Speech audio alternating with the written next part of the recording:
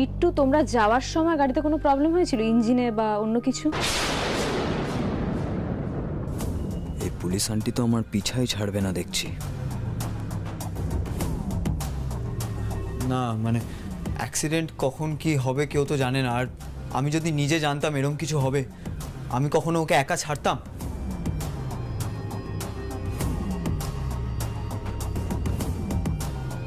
আমি কিন্তু অ্যাক্সিডেন্টের স্পট থেকেই আসছি।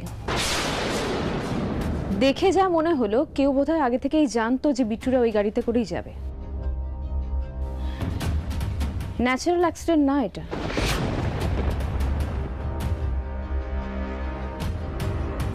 মানে কে জানতো? মানে কে করবে এমন কাজ? আমার পিছে জাসুসি করা, এর সব হিসাব আমি দিয়ে দেব। শুধু একবার শিবার মরার খবরটা পাই, উসকে বাদ তোমাকেও দেখে নেব ভালো কাকি।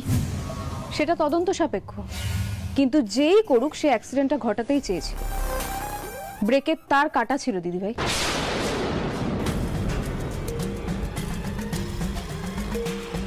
ব্রেকের তার কাটা ছিল?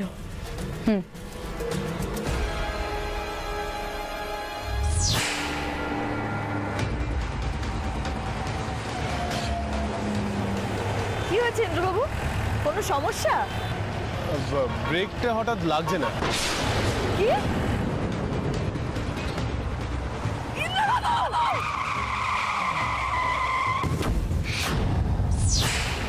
ওই কঙ্কালাকা গাড়িটা না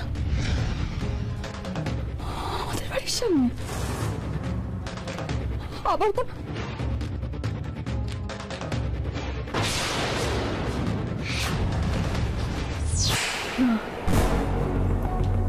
এটা হতে পারে না, এটা হতে পারে না।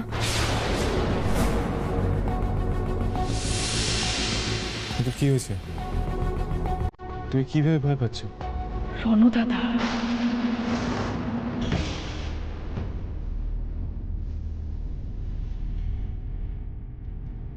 রনু? রনুর কথা কেন উঠছে? কিন্তু রনু বেঁচে নেই। এই ধরনের কাজ একমাত্র রনু দাদাই করতো। তোমার মনে আছে একবার আমাদেরও গাড়ির ব্রেকের তার কেটে দিয়েছিল রনু দাদা? কিন্তু ওদের শিবাকে মেরে কি লাভ? শিবা নয়, আদর।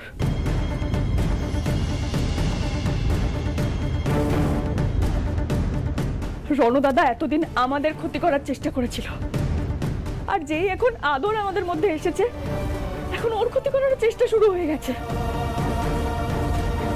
বিপদ এখনো যায়নি, বিপদের রেজাল্ট আসা এখনো বাকি আছে। শিবাটার উপর থেকে কত বড় বিপদ গেল শুধুমাত্র এই কারণে। ওই তো ডাক্তারবাবু চলে এসেছেন। ডাক্তারবাবু, কেমন আছে শিবা এখন? ওর জ্ঞান ফিরেছে? ও সুস্থ হয়ে যাবে তো? He is out of danger.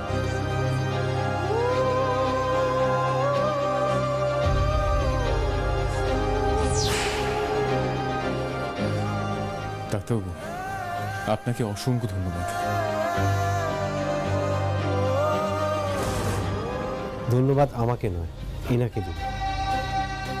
ঠিক সময় রক্তটা পাওয়া গেছে বলেই বিপদটা এড়ানো গেছে। হ্যাঁ, পেশেন্টের এখনো জ্ঞান ফেরেনি, তবে কোনো চিন্তার কিছু নেই। কি করে হতে পারে? অত বড় অ্যাক্সিডেন্টের পরে, অত রক্ত বেরোবার পরেও কি করে বেঁচে যায়? ডক্টর, ওকে দেখা যাবে একবার? সরি, এখন কারোর সঙ্গে দেখা করতে দিতে পারছি না। লেট হিম রেস্ট না। এত বড় অপারেশন হয়েছে, প্রায় মৃত্যুর মুখ থেকে ফিরিয়ে আনা হয়েছে। বাবা, সব তোমার কৃপা। তুমি না থাকলে কিছুতেই ছেলেটাকে মৃত্যুর মুখ থেকে ফেরানো যেত না। ইতনা গহরা চোট ফির ভি বাঁচলো কি করে? ওর মায়ের রক্তই ওকে বাঁচিয়ে দিয়েছে, নাহলে আমি তো দেখেছিলাম ওর অবস্থা, কোনো বাঁচার চান্সই ছিল না। মিতুলকে তখন যেভাবেই ওকে আটকে দিতে হতো, তাহলে এতক্ষণে শিবার মরার খুশখাবরি এসে পৌঁছাতো।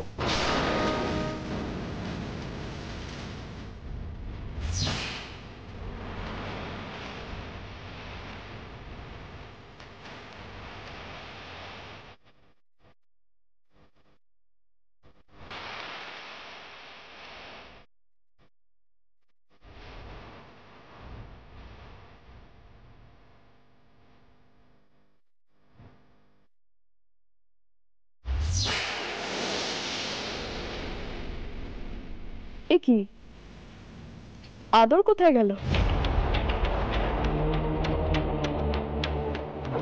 আদর,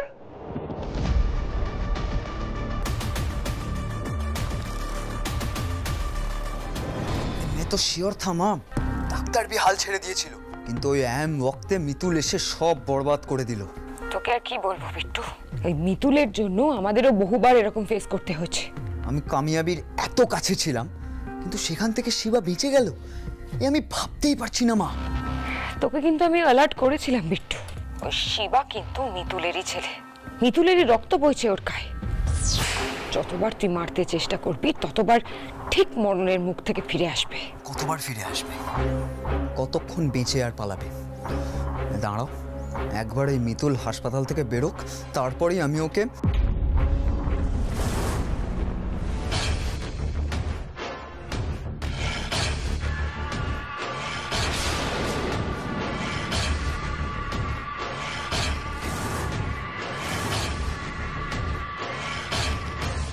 এই রে, সব গড়বড় হয়ে গেল মনে হয়। সবটা কি শুনে নিয়েছে মিতুল? এবারে কি বলি? কি রে, কাউকে কিছু না বলে কোথায় গেছিলিস তুই? তোকে বলেছি না আমাদের না বলে কোথাও যাবি না, ভয় হয় আমাদের। তুই বুঝতে পারছিস না কেউ তোর ক্ষতি করতে চাইছে? আমি কোথাও যাচ্ছিলাম না, আমি এখানেই ছিলাম। না, আমি বলেছি না আমাকে আর তোর বাবাকে না বলে কোথাও যাবি না তুই, ঠিক আছে? হাসপাতালে ওষুধের গন্ধে আমার অসুবিধা হচ্ছে। হোক অসুবিধে, আর তোকে এক মুহূর্ত না দেখতে পেলে আমাদের মনের মধ্যে কি হবে সেটা ভেবেছিস? আমি কোথাও যেতে না বলেছি মানে কোথাও যাবি না, তুই চল ভেতরে চল। আর মা ছাড়ো না, আমার কিচ্ছু হবে না। কেন বুঝতে পারিস না বলতো? সিঁদুরে মেঘ দেখলে আমার ভয় হয়, আমি তোকে কোথাও ছাড়তে পারবো না, আমি চোখের আড়াল করতে পারবো না তোকে। আমি আমি আমি কাউকে আর কেড়ে নিতে দেবো না তোকে, আমার কোলে হাত খালি হয়ে যেতে আমি দেবো না। ছাড়ো না, দিমাগ খারাপ আছে নাকি?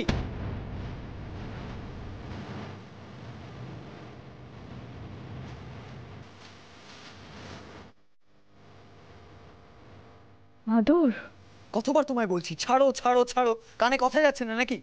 আমি তো শুনলাম শিবা ভালো হয়ে যাবে, কি করব আমি এখানে থেকে? পার্টি দেবে, নাচবো, হাততালি দেবো, বলো আমি কি করব? আদর, কি হচ্ছেটা কি রে? আমাকে বাইরে যেতে দেওয়া হচ্ছে না কেন?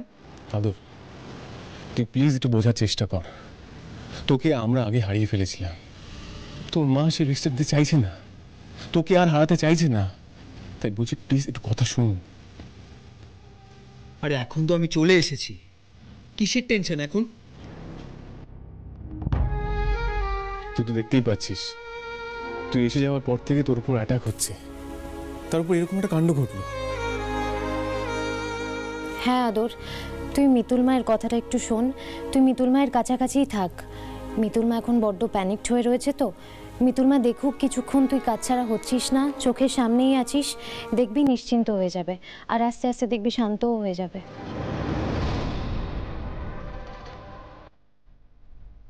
আদর প্লিজ, মায়ের জন্য এইটুকু সহ্য করে নে, থেকে যাবো। শুধু মায়ের জন্য নয়, প্রপার্টির জন্য থাকতে হবে আমায়। এখনই আমি এখান থেকে বেরোলে সবার সন্দেহ একসাথে আমার ওপরই এসে পড়বে, এখন বেরোনো যাবে না।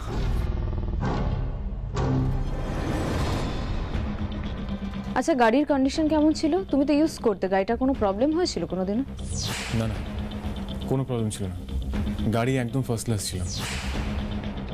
ব্রেকের তার তো এভাবে কাটার কথা নয়, তার উপরে আদর শিবা দুজনেই গাড়ি করে এতটা পথ এলো, তখন কিচ্ছু হলো না। যেই না আদর গাড়ি থেকে নেমে গেল আর শিবা গাড়ি চালিয়ে ফিরছিল বাড়ির দিকে, তখনই এরকম একটা অ্যাক্সিডেন্ট। সবটাই বড্ড বেশি কাকতালীয়, যেন আদরকে বাঁচিয়ে দেওয়ার জন্য স্বয়ং ভগবান পুরোটা করে দিয়েছে। এমনটা কি হতে পারে, নাকি অন্য কোনো খেলা চলছে? একটু চোখে চোখে রাখতে হবে মনে হচ্ছে আদরকে।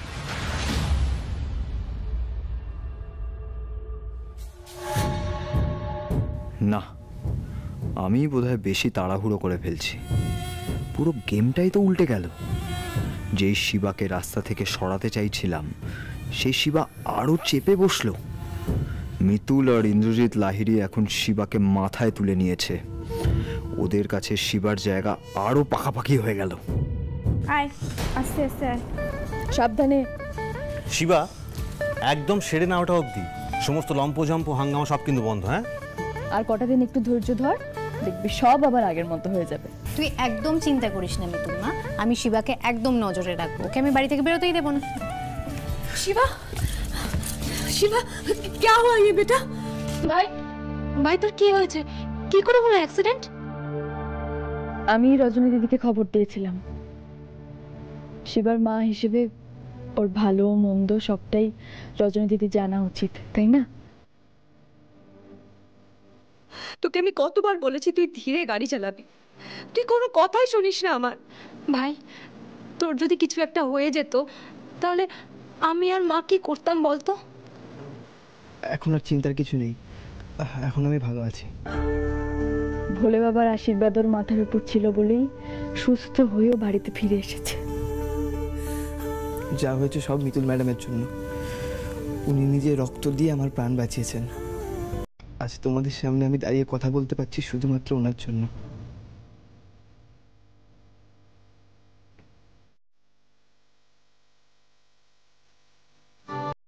लेकिन जल्द ही তোর মুখ পুরো জিন্দেগি के लिए বন্ধ করে দেবো। আচ্ছা ইন্দ্র, শিবাকে আমরা ঘরে নিয়ে যাচ্ছি, ওর বিশ্রামের প্রয়োজন। হ্যাঁ, অনেকক্ষণ ধরে দাঁড়িয়েও আছে, কষ্ট হচ্ছে না রে খুব? আচ্ছা মিতুল, এত কেন টেনশন করছো? শিবা চল না আমাদের সাথে। অর্ঘদা, হ্যাঁ এসো। সাবধানে। কোনো চিন্তা করো না মিতুল। রজনী দিদি, শিবা সুস্থ না হয়ে ওঠা অব্দি কিন্তু এখান থেকে আমি কোথাও যেতে দেব না। যেমন ছটপটে ছেলেকে তুমি পাঠিয়েছিলে সেরকম সুস্থ করে তবেই বাড়ি পাঠাবো। আর শোনো না, অনেকটা দূর থেকে তোমরা এসেছো, অনেকটা ধকল গেছে, বাড়ি গিয়ে কিন্তু রান্না বসাতে যেও না। হ্যাঁ, আমি সমস্তটা করে রেখেছি, টিফিন বক্সে সবটা ভরে দিচ্ছি, ঠিক আছে? মিতুল, তাহলে আমি ওদিকটা দেখে আসি। হ্যাঁ, তুমি যাও তো দিদি। ভালোই হলো এরা চলে যাচ্ছে, এরা এখানে থাকলে আমার কাম আরো মুশকিল হয়ে যেত। এসো, বসবে, এসো। কি করছো রজনী দিদি? মিতুল ম্যাডাম, আপনি তো আমাদের কাছে ভগবান মাফিক আছেন। আজ শিবার নিজের মা থাকলেও ওর জন্য এত কিছু করতো না। আমরা আপনার আভারী আছি। এরকম কেন বলছো বলো তো? শিবা কি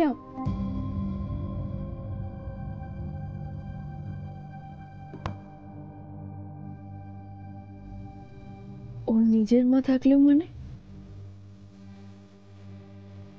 তুমি তোর মা?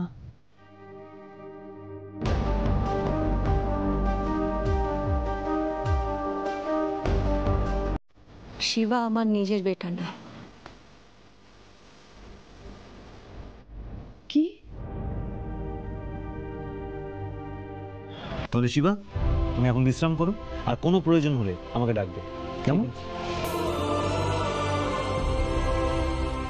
আমার জন্য এরা যা করেছে তার ঋণ আমি কোনোদিনও শোধ করতে পারবো না। আমি যদি কোনো জন্মে মিতুল ম্যাডামের ছেলে হয়ে জন্মাই, আমার জীবনে আর কিছু চাওয়া বাকি থাকবে না। Shiba, welcome back.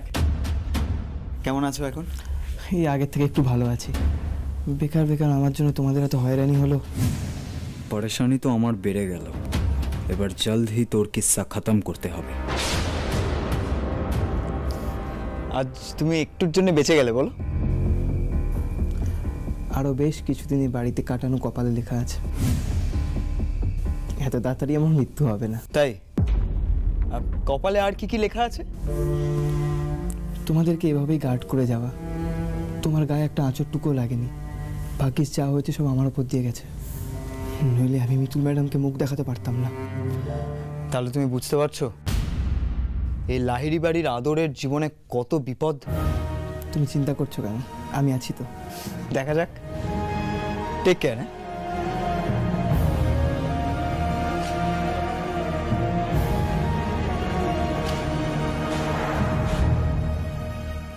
बहुत साल पहले एक बुढ़ी औरत आके शिवा के আমার কাছে দিয়ে গেছিল। मेरे शिवा तब इतना छोटा था, इतना। তখন থেকে শিবা আমার কাছে থেকে গেছে।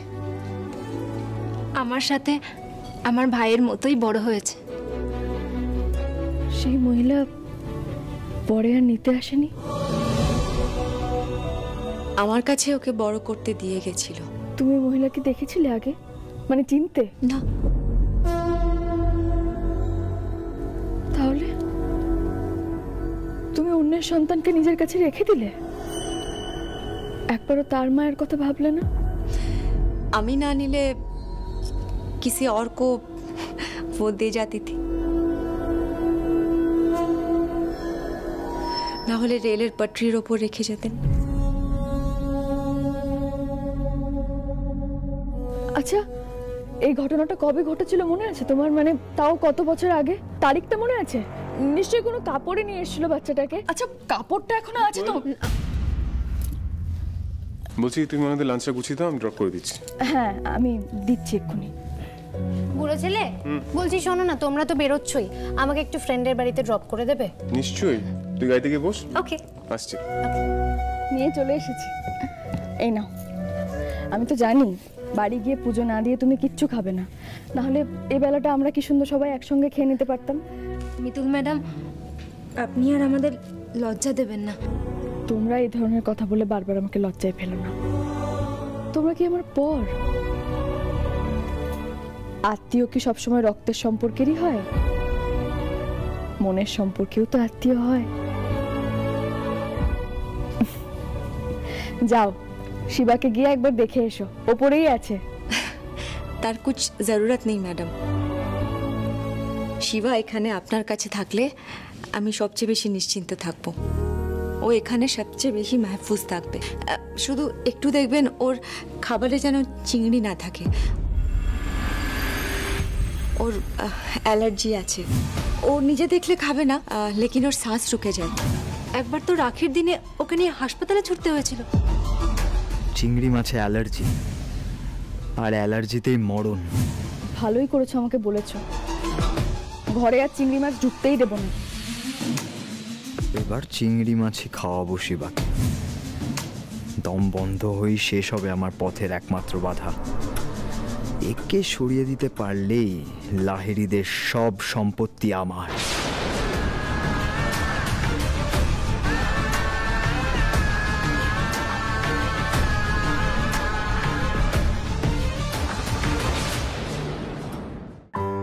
এদিকটা সামলাতে গিয়ে অফিসের সমস্ত কাজ আটকে পড়ে আছে।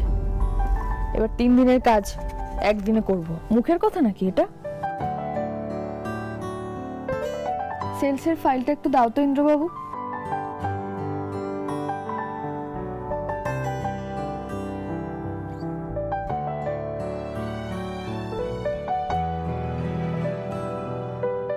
কি হলো? কি ভাবছো? ভাবছি কালকে ঠিক এই সময় আমরা দুজনে পাগলের মতো রাস্তা দিয়ে ছুটে বেড়াচ্ছিলাম। কালকে আসলে শিবার কথাটা শোনার পর থেকে আমার মনটা কেমন অস্থির অস্থির করছিল। আমারও সেম, মানে আমি জানি না আমার ভেতর থেকে এতটা গাট ফিলিং কোথা থেকে আসছিল। এমনটা কেন হচ্ছিল বলো তো? জানি না, আমার খালি মনে হচ্ছিল শিবার যদি কিছু হয়ে যায় তাহলে আমি নিজেকে কোনোদিনও ক্ষমা করতে পারবো না। নিজের সন্তানের কিছু হলে মায়ের যেরকম হয় ঠিক সেরকম। কেন বলো তো? আমার মনে হয় শিবা তো আমাদের ছেলের মতো, যেরকম গুগলি, আদর। এদের তো শিবার জন্য পেয়ার বেড়েই যাচ্ছে। আমাকে এখনই নিজের কাজ শুরু করে দিতে হবে। মা, আমি একটু বেরোবো। বেরোবি মানে? কোথায় যাবি তুই এখন? এখন কোথাও বেরোতে হবে না, সবে এত বড় একটা ফাড়া গেল, এখন কদিন বাড়ি থেকে কোথাও যাস না। না মানে আদর, মা যখন বারণ করছে থাক না, পরে বেরোস। আমার বঞ্চ একদিন একসাথে বেরোবো। বাবা দেখো, পরে না হয় বেরোনো যাবে, কিন্তু আজ আমি বেরোবই। কেন বলতো? আমি তো বারণ করছি তোকে। এমন কোথায় যাবি বলতো? এতবার করে বারণ করার পরও তোকে যেতেই হবে? যেতে হবে না বলছি তো। আসলে মা জানো, শিবার যখন অ্যাক্সিডেন্ট হলো না, তখন আমি ঠাকুরের কাছে মান্নাত করেছিলাম যে শিবা ভালো হয়ে গেলে আমি কাছে পিঠের মন্দিরে গিয়ে একটু পুজো দিয়ে আসবো। আর এখন তো শিবা ভালো হয়ে গেছে, তাই এই পুজোটা আমাকে দিতে যেতেই হবে। দেখেছো মিতুল, তোমার ছেলে তোমার থেকে এত বছর দূরে থাকলেও ঠিক তোমার মতোই হয়েছে।